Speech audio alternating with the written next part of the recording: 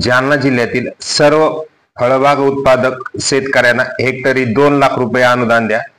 शेतकऱ्यांना सरसकट पीक कर्ज द्या। 2022-23-24 चा पीक विमा, दुष्काळी अनुदान यासाठी आज शेतकऱ्यांनी जालना येथे आंबट चौफुलीजवळ दिनांक 19 जून रोजी रस्ता रोको आंदोलन केले।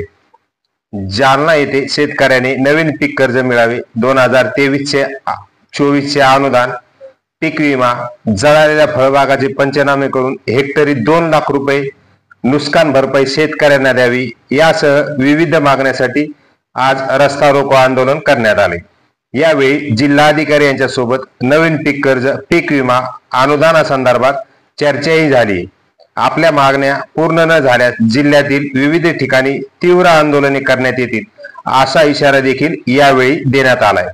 या रस्ता रोकोसाठी जालना जिल्ह्यातील शेतकरी बांधव उपस्थित होते। सर्व जळीत फळबागांचे पंचनामे करण्यात यावे व तसेच 2 लाख हेक्टरी अनुदान वितरित करण्यात यावे यासाठी व तसेच पीक विमा व सरसकट शेतकऱ्यांना पीक कर्ज देण्यात यावे, कुठलीही त्रुटी व न पकडता पीक कर्ज देण्यात यावे व 2022-23 चा खरीप पीक विमा या विविध मागण्यासाठी आम्ही आज आंबट चौफुली जालना येथे रस्ता रोको आंदोलन केले व या आंदोलनादरम्यान प्रशासनाने कुठलीही जर दखल घेतली नाही तर आत्ताच गजानन उगले आणि मिठे पुतेकर वगैरे यांचा आम्ही सर्वांनी तिथं सामूहिक आत्मदहनाचा इशाराही दिलेला आहे।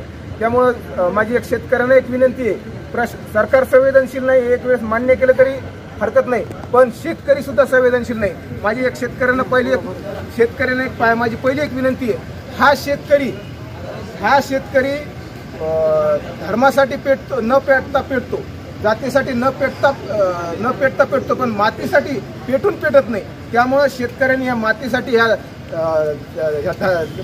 या शेतीसाठी पेटलं पाहिजे, तरच कुठेतरी प्रशासनाला, सरकारला जाग येईल। त्यामुळे माझी एक शेतकऱ्यांना सुद्धा विनंती आहे की शेतकऱ्यांनी जोपर्यंत एकजूट होत नाही तोपर्यंत काही फरक पडत नाही।